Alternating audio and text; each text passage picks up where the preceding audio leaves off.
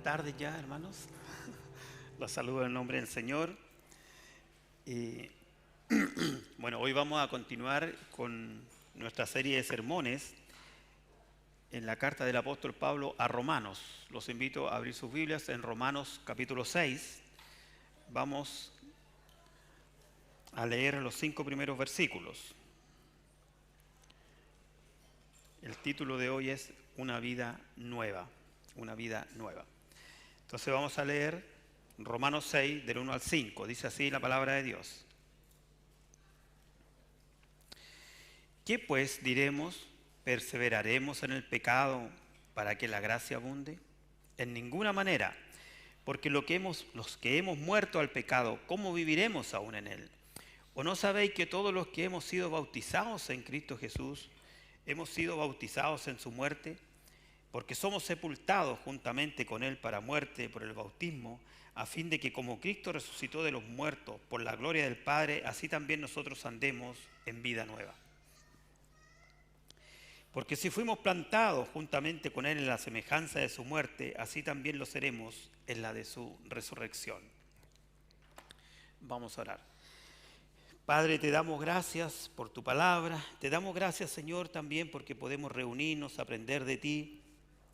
Sobre todo, Señor, te pedimos que nos des un corazón dispuesto a oír tu palabra, una mente, Señor, para que podamos también ser lo suficiente humildes y vernos y reflejarnos en esta tu palabra y corregir si hay situaciones que deban ser corregidas, Señor.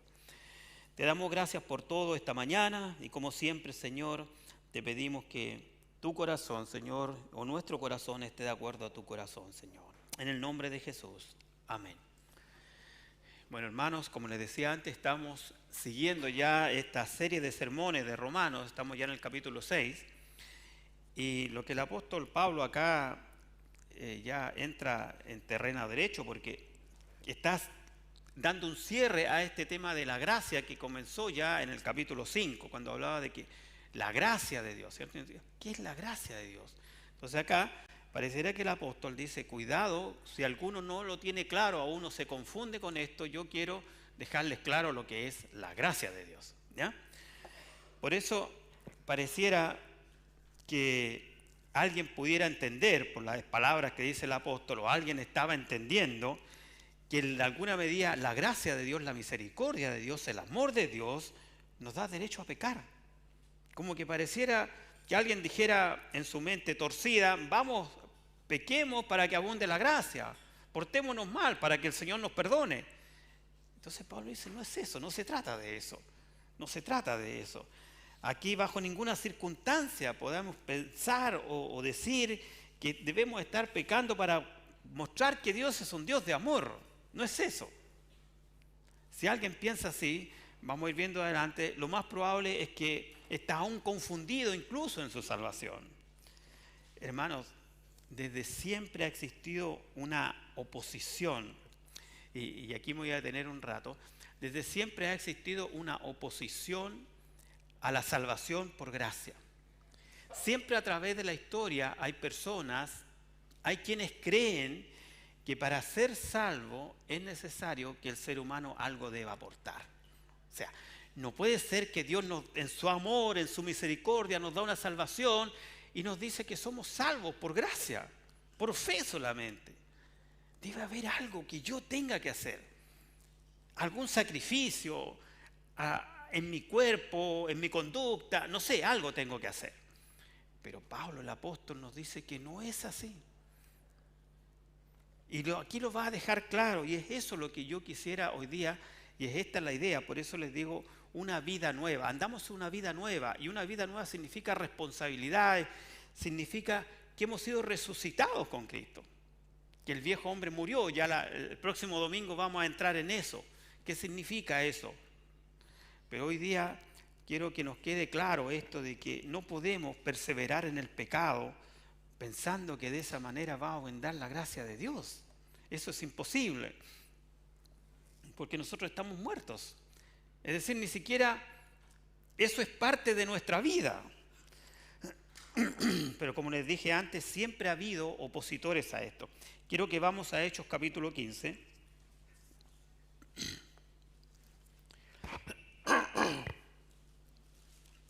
en Hechos capítulo 15,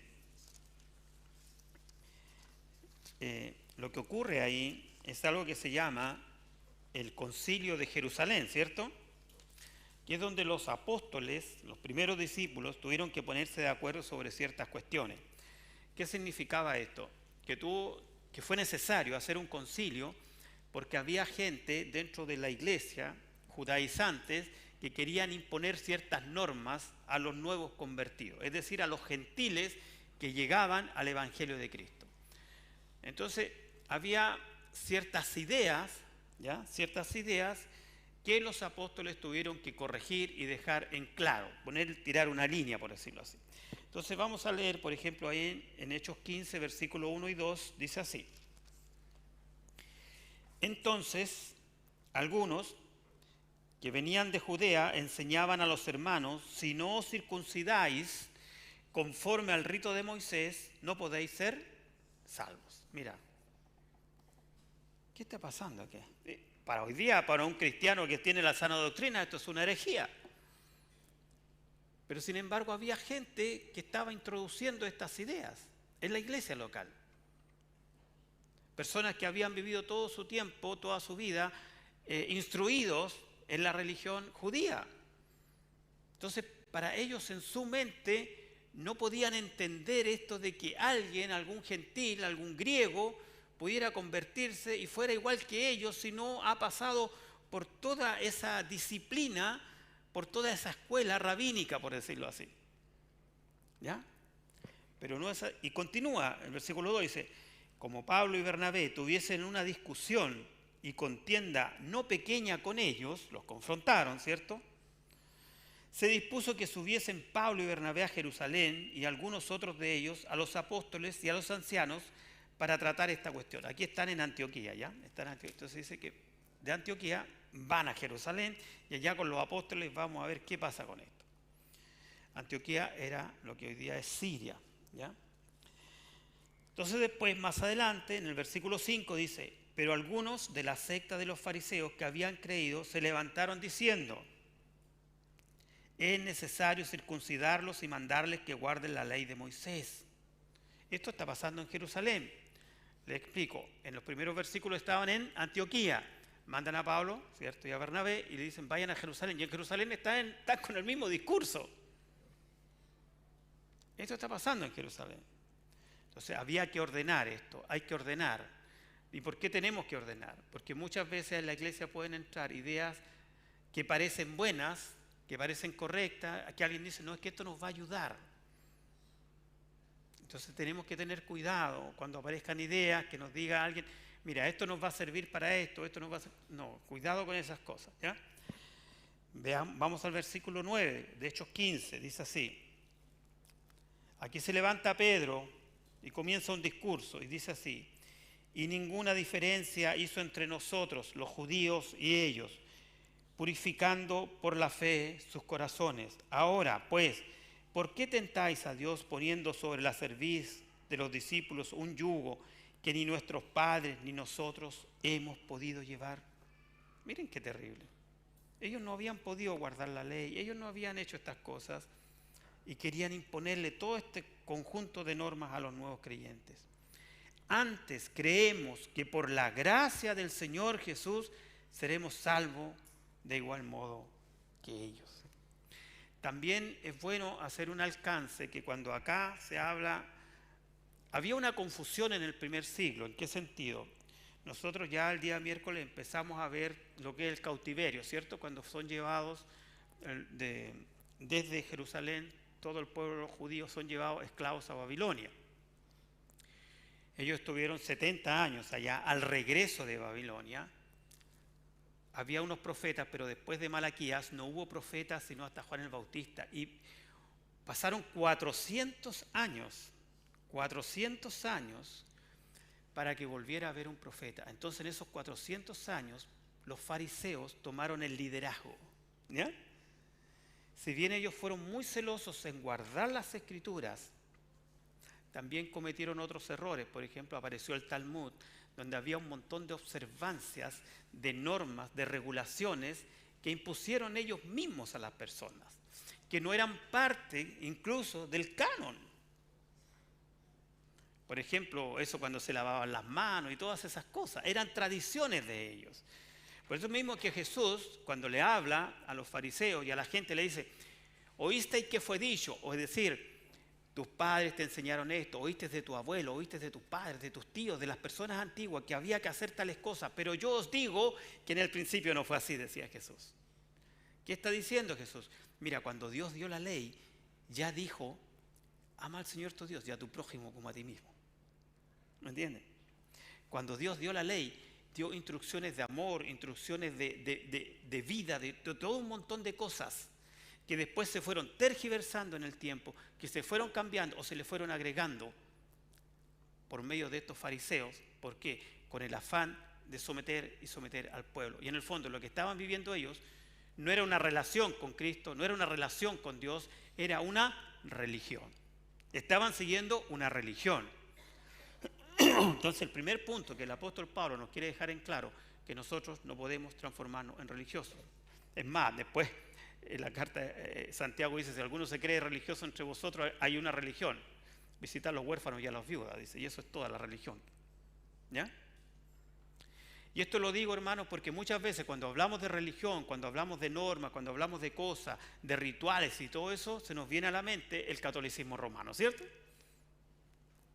Pero quiero decirles que no solamente el catolicismo romano está lleno de mandamientos de hombres y de cosas. Muchas iglesias evangélicas, cristianas también han caído en eso. Muchas veces. Nadie te puede decir, mi querida hermana, que tú tienes que venir vestida de determinada forma a la iglesia. O que tu pelo tienes que cortártelo a tal altura o cosas así. Eso es parte de una imposición humana, religiosa.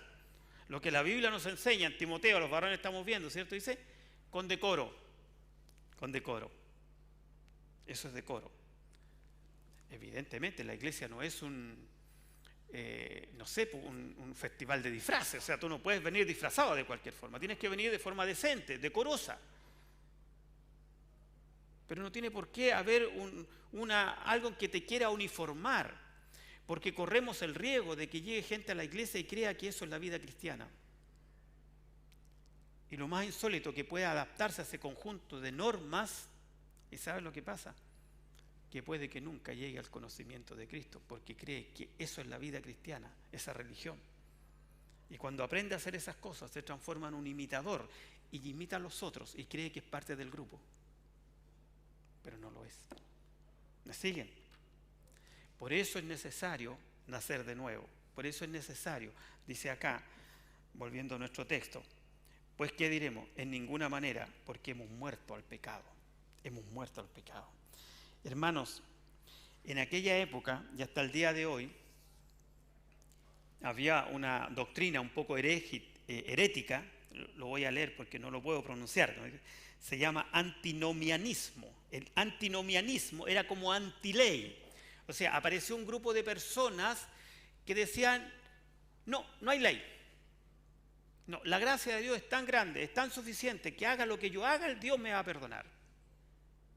Y en su mente torcida razonaba así. Pero probablemente esa persona nunca ha tenido un nuevo nacimiento. Por eso piensa así. Por eso piensa así. Cuando acá en Romanos, capítulo 5, en el versículo 20, hablábamos, domingos anteriores, de que la gracia sobreabundó. Cuando abundó el pecado, sobreabundó la gracia. Ahí el foco no es en el pecado, es en la gracia de Dios que sobreabundó. ¿Me siguen? Que a pesar del pecado de nosotros los seres humanos, la gracia de Dios fue tan grande que lo cubrió, lo tapó, lo llenó. Sobreabundó la gracia. Y el foco está en la gracia, no está en el pecado. Entonces, la gracia de Dios, hermanos, no es una excusa para seguir pecando. Repito el versículo 6. Capítulo 6, versículo 1. ¿Qué pues diremos? ¿Perseveraremos en el pecado para que la gracia abunde? En ninguna manera. En ninguna manera. Pero debemos tener el cuidado de que así como no nos podemos transformar en religiosos, en gente que sigue ciertas normas, ciertas costumbres, ciertos días y ciertas cosas, creyendo que de esa manera vas a ser un hijo de Dios, tampoco podemos darnos al libertinaje. Tampoco podemos darnos al libertinaje. Porque el que es nacido de Dios, ¿qué dice? Anda en novedad de vida, en una vida nueva. Y después vamos a aprender en Romanos 12 que el Señor nos va a transformar en nuestra mente, y la medida que transforma nuestra mente va a transformar nuestro corazón. ¿Ok? Pero no podemos pensar en eso. El corazón pecaminoso puede estar inclinado a razonar así. Voy a seguir pecando para que Dios me bendiga más. Y de alguna manera quizás pueda pensar que le hace un favor a Dios porque lo hace que se muestre como un Dios de amor, un Dios misericordioso. Mira lo que puede pensar un corazón torcido. Hermano, nosotros no tenemos méritos humanos, pero siempre estamos en peligro porque seguimos siendo carne, seguimos siendo humanos. Entonces lo que Pablo, lo que está diciendo acá, dice perseverar, o sea, nos vamos nosotros a perseverar en el pecado. ¿Un hijo de Dios puede caer? Sí puede caer. Cuando Jesús lavó los pies de los apóstoles, de sus discípulos, ¿se recuerdan? Y Pedro le dice, maestro, ¿cómo me vas a lavar los pies si estoy completamente sucio? Los caminos eran de polvo en aquel tiempo y se caminaba y había mucho polvo y quizás pasaban caballos, carretas. Y Jesús le dice, vosotros estáis limpios, pero vuestros pies deben ser limpiados diariamente. ¿Qué significa? Que hermanos, nosotros estamos limpios por la sangre de Cristo, pero en este caminar nuestros pies se van a ensuciar, nos guste o no. Nos guste o no. Porque seguimos siendo humanos. Pero eso no significa que vamos a vivir o nos vamos a deleitar en el pecado. El verdadero Hijo de Dios sabe dónde tiene que ir. Primera de Juan, ahí capítulo 2, dice que si pecáremos, tenemos abogado para con el Padre, a Jesucristo el justo. Por eso cuando Pedro negó a Jesús y 3 veces va al único que lo puede perdonar, a Jesucristo. Y el relato nos dice que el llanto de Pedro era tan amargo que era como una hiel, como una cosa amarga. Ese era el llanto de Pedro, porque él era un hijo de Dios. Él no se deleita en el pecado. Los hijos de Dios no se deleitan en el pecado. Pueden caer, pero inmediatamente van a reaccionar. Como David cuando fue confrontado por Natán. Y dice que David se arrepintió. Por eso leíamos días atrás el Salmo 51, donde David, ¿qué dice? Perdóname Dios, límpiame y seré limpio. Solo contra ti he pecado. A David le cae, no matarás, no desearás la mujer de tu prójimo, no cometerás adulterio. Y él reacciona y pide perdón. Así es un hijo de Dios. Podrá ensuciarse los pies en este caminar de esta vida, pero volverá al Padre a reconciliarse, a reconciliarse con el Padre. ¿Ok? Esa es la diferencia que tenemos que hacer y tenemos que tener claridad. Por eso que el apóstol dice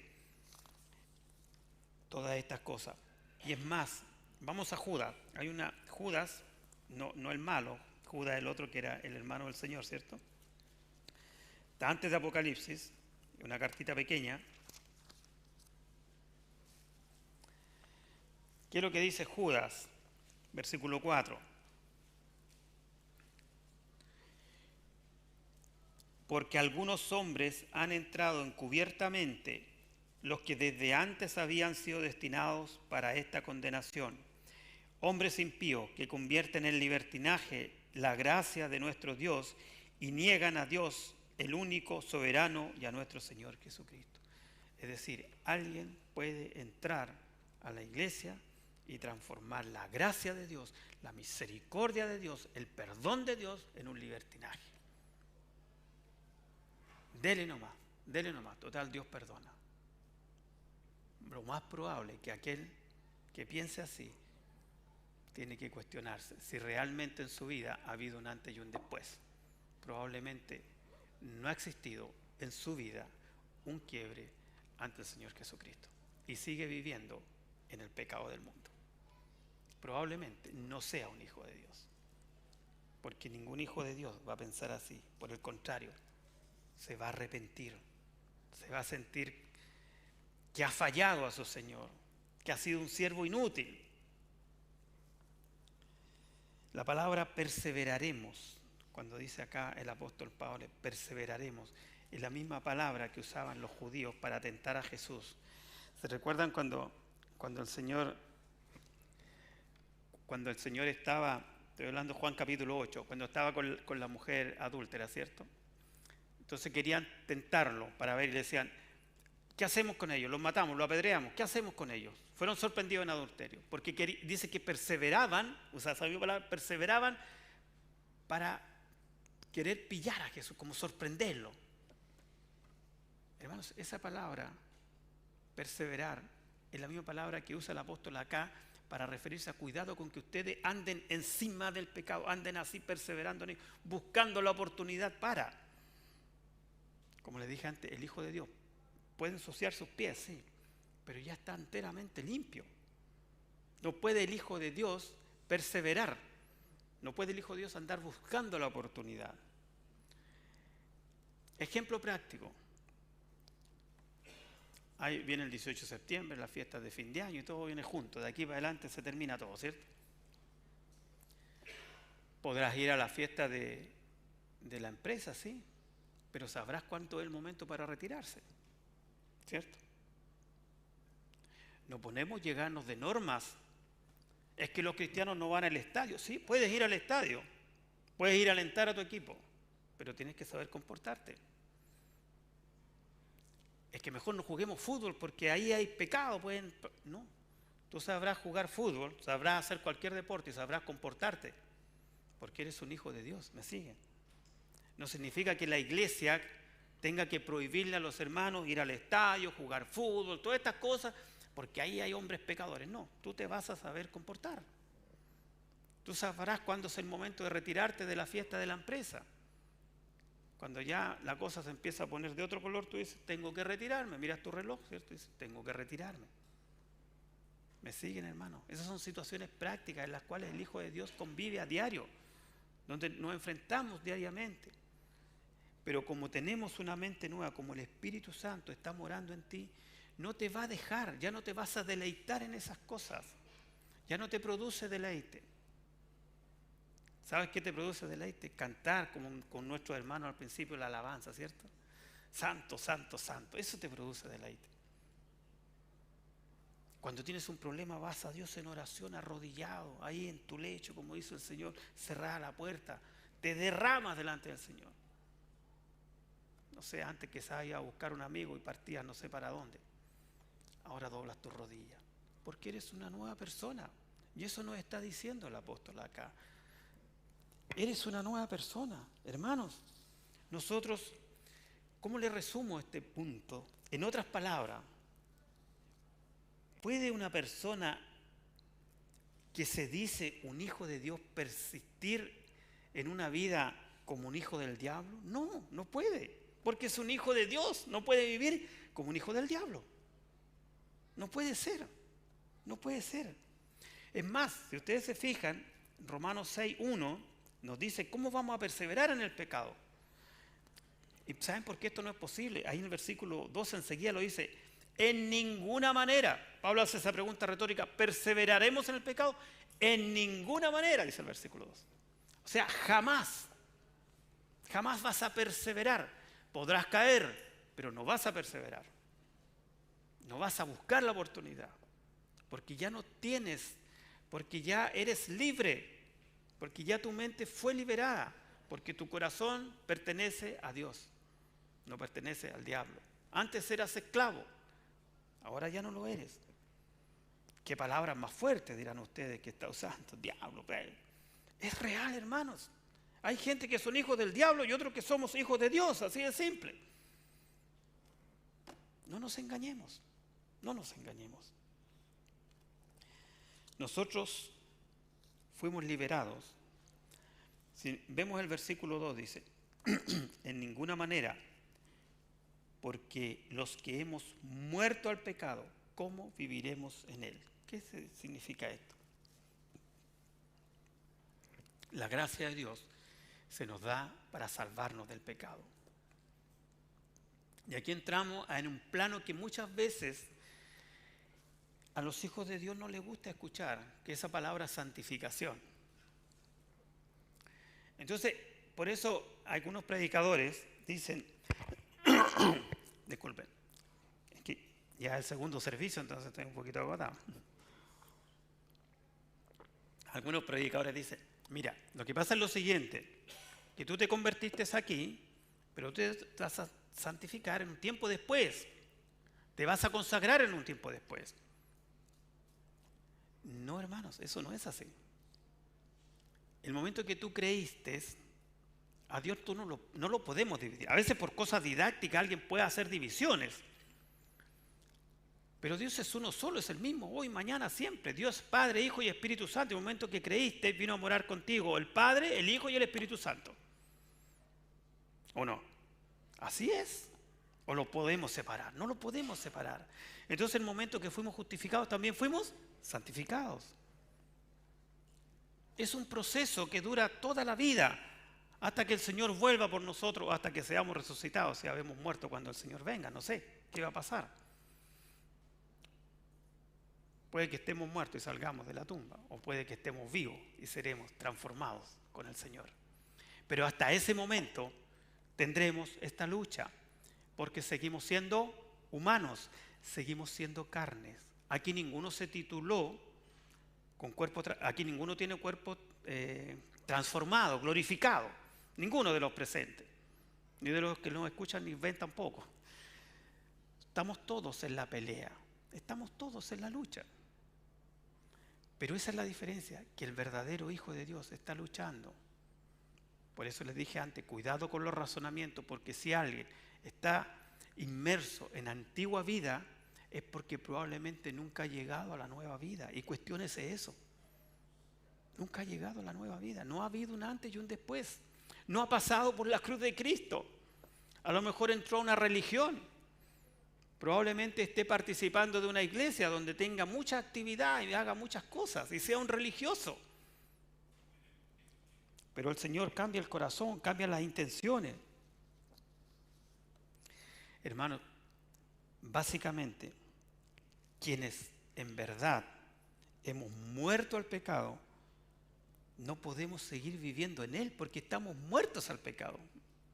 Es imposible, o sea, ni siquiera aunque quisiera hacerlo, un cristiano podría gozarse en el pecado, aunque quisiera, no puede, porque su naturaleza nueva no le va a permitir disfrutar el pecado, no le va a permitir perseverar en eso. Algo lo va a molestar, algo lo va a dejar intranquilo. Ese es el Espíritu Santo que mora en ti. Porque el apóstol mismo dice que ¿cómo pediremos? ¿Cómo vamos a orar a Dios? ¿Cómo vamos a pedir? Si ni siquiera sabemos. Bueno, el Espíritu que mora en nosotros dice que clama por nosotros, intercede por nosotros, nos ayuda y nos guía a todas las cosas, dice el Señor Jesús. Es el Espíritu que vive en ti. Pero el Espíritu que vive en ti vive del momento en que creíste, hermanos. No en un tiempo después. No puede haber una consagración futura.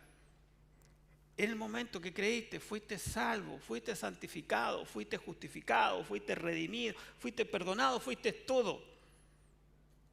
Todo así, es una bomba que explota de amor y de misericordia de Dios a sus hijos.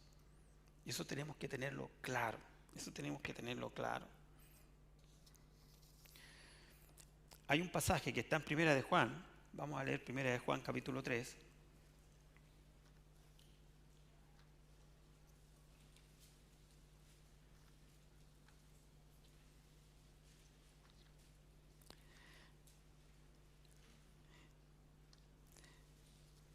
Aquí me pierdo por la hora porque no estoy acostumbrado a este servicio, así que alguien me hace así cuando me esté pasando, ¿ya?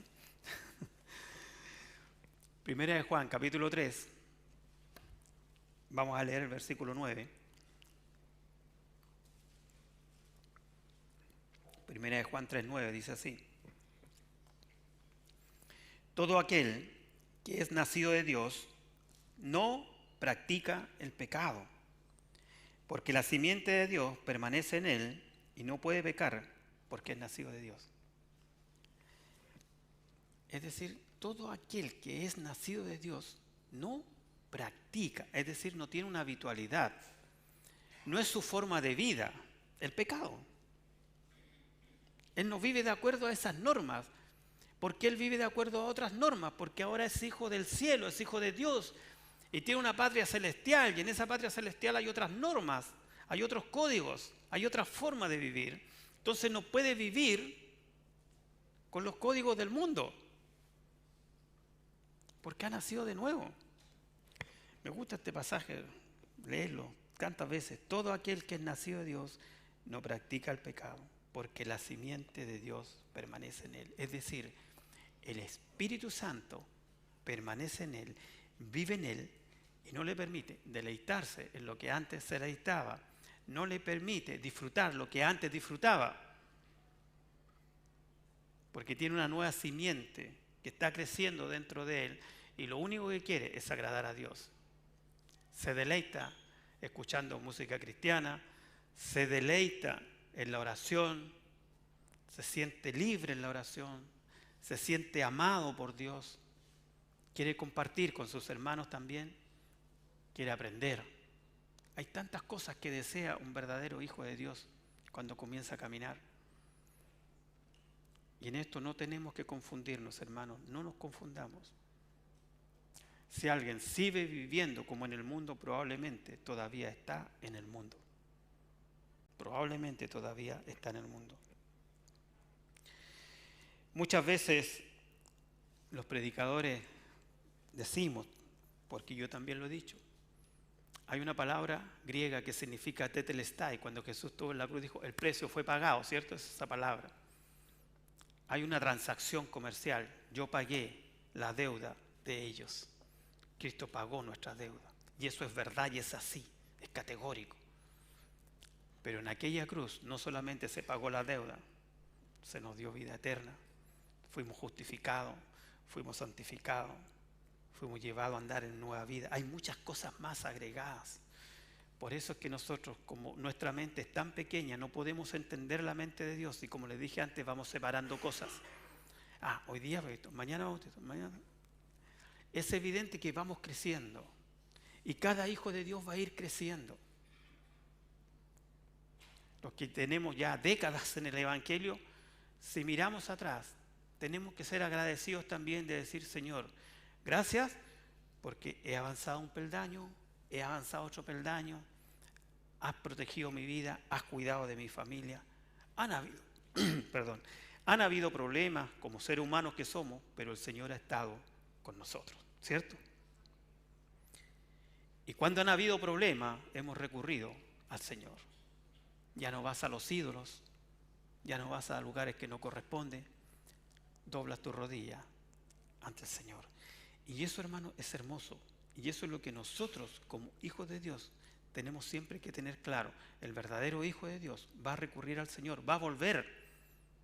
El hijo pródigo volvió porque era hijo. ¿Me siguen? Porque era hijo, por eso volvió. ¿Y qué dijo? He pecado contra el cielo y contra ti. Hay arrepentimiento. Hay arrepentimiento.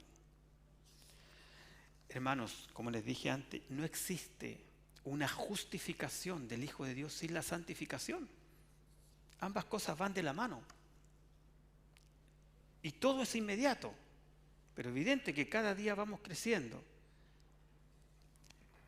Me gusta esa figura y la ocupo varias veces. Jesús, dice Juan, que seremos semejantes a Él, que le veremos tal como Él es cuando nuestros cuerpos sean glorificados. Entonces Jesús se nos presenta como ese gran árbol que da sombra en el verano, que nos cobija del sol y que en invierno nos protege de la lluvia. La gente que ha vivido en el sur sabe lo que estoy hablando, ¿cierto? Los días de lluvia intensa, tú te puedes poner debajo de un árbol y no te pasa nada, ¿cierto? No te pasa nada. Y en el verano te puedes cobijar del calor debajo de un árbol. Ese es nuestro Señor Jesucristo. Y nosotros somos iguales a Él, semejantes a Él, pero somos un pequeño arbolito que un día tuvo su semilla y va creciendo, creciendo, hasta que un día seremos semejantes a Él cuando nos liberemos de este cuerpo de muerte, de este cuerpo carnal, de este cuerpo humano. Y vamos a tener nuestras luchas, pero distinto es, como les dije antes, aquel que se deleita en el pecado. No es lo mismo, no es lo mismo. volviendo al texto, dice, versículo 3, ¿o no sabéis que todos los que hemos sido bautizados en Cristo Jesús, hemos sido bautizados en su muerte? ¿Qué categoría? O sea, fuimos bautizados en Jesús, hemos muerto al pecado, ya no vivimos para eso. Porque somos sepultados juntamente con Él para muerte por el bautismo, a fin de que como Cristo resucitó de los muertos, por la gloria del Padre, así también nosotros andemos en vida nueva. Jesús murió, resucitó. Evidente que esto es simbólico, porque nosotros no estábamos allá con Jesús en el primer siglo. Hemos sido sepultados con Cristo en el bautismo. Hemos sido resucitados a una vida nueva. Esta vida nueva, hermanos, es maravillosa y es preciosa. Es una aventura que cada uno de nosotros tiene que vivir y tiene que experimentar personalmente. Estamos acá todos los hermanos para apoyarnos, orar a Dios, pero la experiencia siempre va a ser personal. La experiencia que vas a tener con Dios siempre va a ser personal, no es colectiva, es individual. Dios nos llama en diferentes circunstancias a cada uno de nosotros y su Espíritu Santo lo pone para que nos vamos desarrollando y vamos cada día teniendo de alguna manera una comunión más permanente y constante en Él. Si en algo vamos a perseverar, es en la gracia de Dios, en el amor de Dios, en eso vamos a perseverar. Y cuando habla del bautismo acá, quiero tomar dos ejemplos. Uno que es el de Juan. Cuando Juan salió ahí al río Jordán y decía, arrepentíos, ¿cierto? Arrepentíos y bautícense. ¿Qué estaba haciendo Juan? Juan, él dijo, yo no soy el Cristo, yo no soy el Mesías. Yo soy la voz de uno que clama en el desierto. Él era el que preparó el camino para el Mesías. Entonces por eso es que Juan bautizaba, porque le decía, arrepiéntanse porque viene el Mesías, viene después de mí.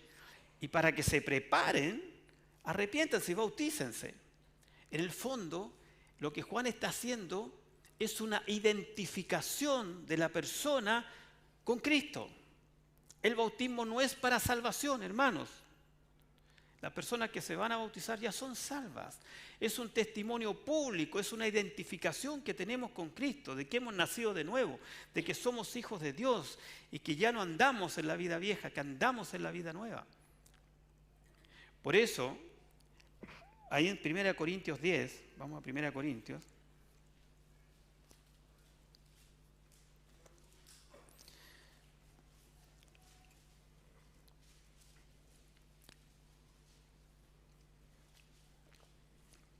en 1 Corintios 10, en el versículo 2, dice así, y todos en Moisés fueron bautizados en la nube y en el mar. ¿Qué significa? ¿Qué está diciendo el apóstol? Hermanos, lo que está haciendo es como lo que cuando dice el apóstol de que nosotros fuimos muertos con Cristo, fuimos resucitados con Cristo, no estábamos ahí, ¿me siguen?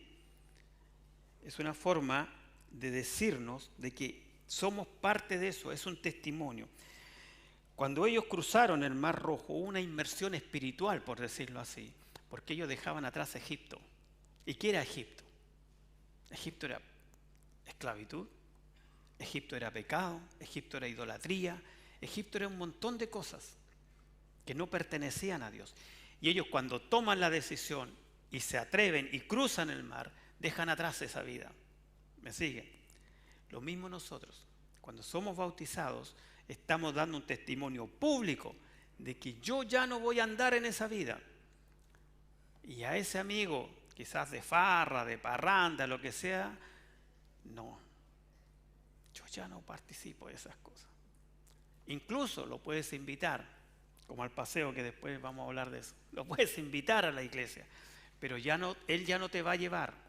Ya no vuelves atrás. Ya no vuelves atrás. Ya Egipto no te es atractivo. Ya Egipto no te gusta. Ya no te deleitas en las cosas que te deleitabas. Y ese bautismo es lo que te hace llenarte de Cristo, estar revestido de Cristo. Gálatas 3:26, 3:27, vamos a leer algunos pasajes, porque yo sé que mis hermanas anotan ahí y después lo envían en el WhatsApp. Gálatas 3:27 dice: porque todos los que habéis sido bautizados en Cristo, de Cristo estáis revestidos. O sea, al ser bautizados somos empapados, somos acorazados por Cristo, revestidos. Nos puso un traje, ese traje es Jesucristo. Nos sacamos la ropa vieja, nos pusimos una ropa nueva. ¿Se recuerdan ese ciego cuando dice que tiró su manto? Porque él se vistió de ropas nuevas y ese manto viejo ya, él no quería más de eso. Él no quería vivir así, no quería seguir siendo un mendigo en el camino. Hermanos, esto es tan fuerte, pero es tan verdadero, que incluso ahí mismo, un poquito más atrás, en 1 Corintios 6, 1 Corintios capítulo 6,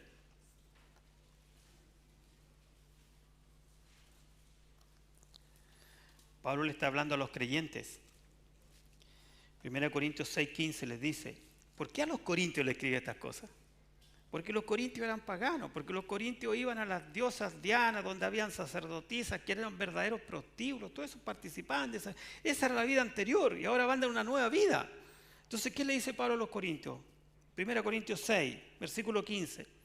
¿No sabéis que vuestros cuerpos son miembros de Cristo? ¿Quitaré pues los miembros de Cristo y los haré miembros de una ramera? De ningún modo, de ningún modo. Ya no puedes vivir como vivías antes. La palabra de Dios es dura, pero es real. Ya no puedes hacer las cosas que hacías antes. Ya no te deleitas en lo que te deleitabas antes. Hermanos, el bautismo en agua es una expresión externa, es una identificación que tenemos con Cristo como hijos de Dios. Yo no estoy diciendo que la salvación es por el bautismo, estoy diciendo que es una expresión para que todo el mundo diga: mira, Pedro, Juan, José, María, no sé, ahora es un creyente. Por eso es que el bautismo es público. Cualquiera puede venir a verlo, no es algo secreto. Es una identificación con Cristo. Es una identificación con Cristo. Volviendo a nuestro texto, en versículo 5 dice: porque si fuimos plantados juntamente con Él en la semejanza de su muerte, así también lo seremos en la de su resurrección. Sepultados con Cristo en el bautismo, resucitados con Cristo. Una vida muere, una vida nace. Por eso nosotros, hermanos, tenemos que andar en novedad de vida. Como les dije antes, hay una realidad que es básica y que es obvia. Si nosotros somos una nueva persona, somos una nueva vida, no podemos, no es que no queramos, no podemos vivir de la otra manera. Muchas veces los predicadores dicen: esto es como un animalito, o sea, un perro es un perro y se comporta como perro y vive como perro, no puede vivir y comportarse como un pato, porque no es un pato. Nosotros somos hijos de Dios. Pablo dice: no sea, dice, examinaos a vosotros mismos, no sea que no estáis en Cristo, no sea que te transformaste en un religioso y te incorporaste y empezaste a hacer cosas y te entraste a una comisión y después cantaste, no sé, y te pusiste a hacer un montón de cosas, pero nunca pasaste por la cruz de Cristo. No sea que sea esa lo que ocurrió en tu vida. Por eso Pablo dice: examinaos a vosotros mismos, examinaos si estáis en la fe o sigue siendo el mismo de siempre. Hermanos, como decía antes, el bautismo y todas esas cosas son obediencias y son testimonios, pero el momento que creíste, fuiste justificado, fuiste salvo, fuiste redimido, fuiste perdonado, fuiste santificado, todo pasa ahí. Y necesariamente tiene que haber un cambio de vida en nosotros. Vamos a Hechos, ya vamos terminando, vamos a Hechos Cuando Pedro predica, en el libro de Hechos se nos hace un relato.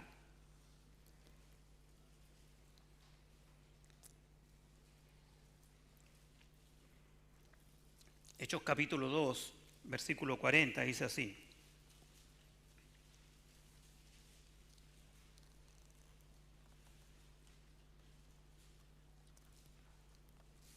Voy a leer del 40 al 42. Y con otras muchas palabras testificaba y les exhortaba diciendo: sed salvos de esta perversa generación. Así que los que recibieron su palabra fueron bautizados, y se añadieron aquel día como 3.000 personas. ¿Y qué dice? Y perseveraban en la doctrina, en la comunión, en el partimiento del pan y en las oraciones. Entonces, hermanos, si has nacido de nuevo, si eres un hijo de Dios, estas van a ser tus motivaciones.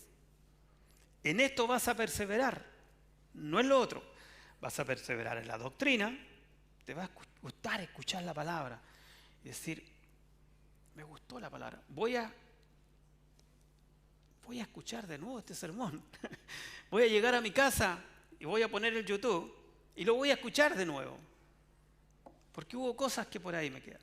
¿Me entiendes? Vas a perseverar. Voy a estudiar, voy a leer mi Biblia. ¿Qué me dice el Señor? ¿De qué me está hablando? Y no solamente eso, vas a querer tener comunión con tus hermanos. Vas a participar del partimiento del pan. Vas a sentir la vida de Cristo en ti. Vas a tener oración. Dice que vas a perseverar en las oraciones. Cuando vengan los problemas, cuando vengan la lluvia, los vientos, las tempestades, todas esas cosas, cuando suban los ríos, dice la palabra, vas a ir a la oración. Vas a ir a la oración. Vas a buscar a Dios en oración.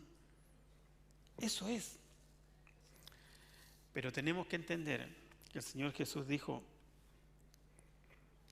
Juan capítulo 12,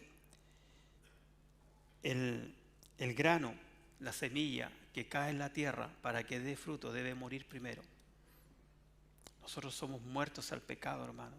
Igual que esa semilla. El trigo, para que pueda crecer una nueva plantita, una mata de trigo, tiene que morir ese grano. Tiene que caer en tierra y morir. Si no muere, no va a crecer otro nuevo. No va a crecer. Eso es lo que tenemos que entender. Sepultados con Cristo, resucitados con Él. Y si alguna vez escuchan esa teoría de que no, por total el Señor perdona no, lo más probable es que esa persona no sea un hijo de Dios. Y tendrás que empezar por predicarle todo el Evangelio de nuevo y decirle: esto no es un tema de conocimiento intelectual, no es un tema de que tú aprendiste, lo sabes o no lo sabes, es un tema de que tienes que abrir tu corazón y recibir a Jesús como tu único y suficiente Salvador. No hay otra forma. No hay otra forma de entrar al reino de los cielos. ¿Ok? Nos ponemos de pie y vamos a orar.